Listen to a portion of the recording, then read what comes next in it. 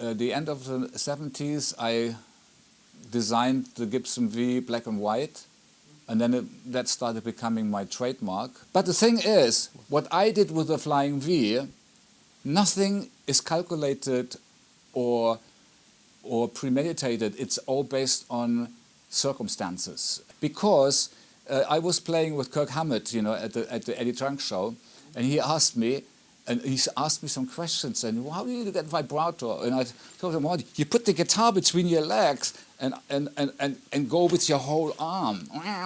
You get, that's how you get this heavy vibrato.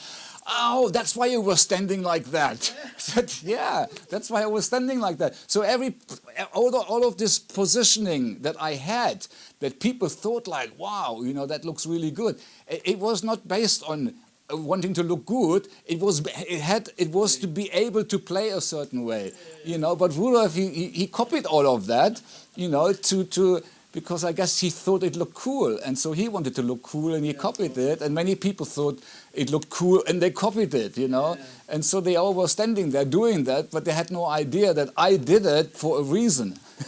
It's crazy. The reason was looking good. That's what I'm saying. Is many good things that I have done, they based on circumstances, but they worked out really good. And because it's from the heart, and it has a reason behind it. It's not fabricated. It's not phony. It's always artistical reasons. The hardcore fans and the musicians and the experts, they all know what's that's only, you know, 15% of the whole world. But the newer people, China and Russia, they don't even know who I am. They only started to rock 20 years or 15 years ago. You have to go to China, man. Listen, that's why I have to say, for the newcomers, I am Michael Shenka. I had a contract for the Love Drive album with the Scorpions, you know, as a sixth member. They didn't even put my picture on there. And so basically, by the re-releases, didn't even have my name on it. I played throughout the whole Love Drive album. I played solo on five numbers. I co-wrote Holiday and Coast to Coast, and they don't even mention that on the album, and they don't even put my picture on there. I never knew that. People might wonder, well, why are you coming up with this 35 years later? It's because I was fighting to get out of the Scorpions, because they wanted to keep me, because I made them a great album. It became Vince Neil's favorite album, you know, and they did not know what to do when I was trying to get away. They were so angry and upset because they thought I was the ticket to success, and now I'm gone. Now what are we going to do without Michael? You know, because all the managers now wanted us, and America was ready, and so on. You know, and I was leaving, and so they were, you know, becoming. And Rudolf, that's when Rudolf started to become very desperate. You know, making up stories. They released a false Love Drive story.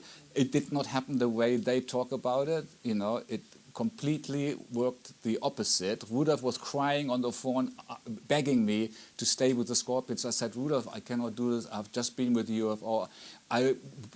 If I stay with you, it's just going to be more of the same.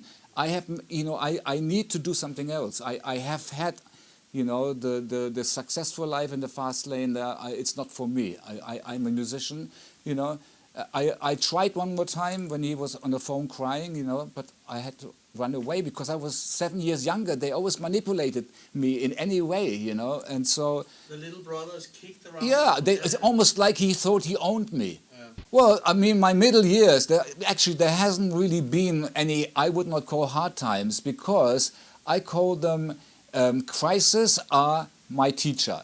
It's a bit like crises are the weights to create muscles. So without crisis or without challenges, you don't have anything to train with.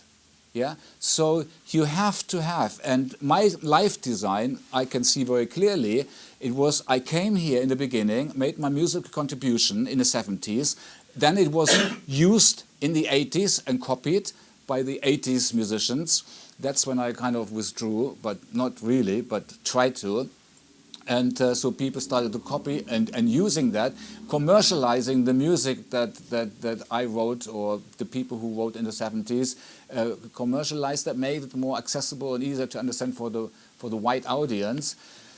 And in the middle years, I just focused on experimenting with music, experimenting with life, and also on the development, growing as a person. And so in 2007, I had this incredible urge to be back on stage. I took that as a sign because I used to be very stage fright. All of a sudden, I wanted to be on stage. I said, like, wait a minute, where is this coming from? So I think my design, and so now, then that was the start of my third part of my life, which is all about celebration. Celebrating my life and celebrating the era of handmade rock. So that's three stages. The first stage, I didn't even know what I created. I found out later in the middle years how many fans I had, and Guns N' Roses and Def Leppard and Iron Maiden and so on, Metallica. I had no idea what I did, you know. I was just playing music, I was just having fun. So I created something completely unconsciously. I said that to Kirk Hammett, you know. Come on, he said. No, honestly, I was just having fun. I did not do anything. I did not worry about money. I did not worry about where I lived or anything. I loved playing music.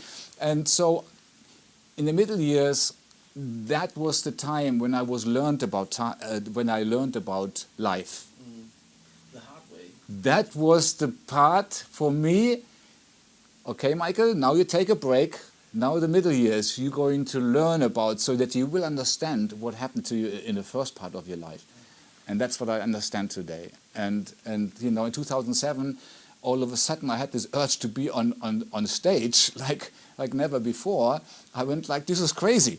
This is not me. This is crazy. But then I realized, you know, now I realize the middle years, you know, made me ready for it. And today I can consciously enjoy what I unconsciously created in the first part of my life.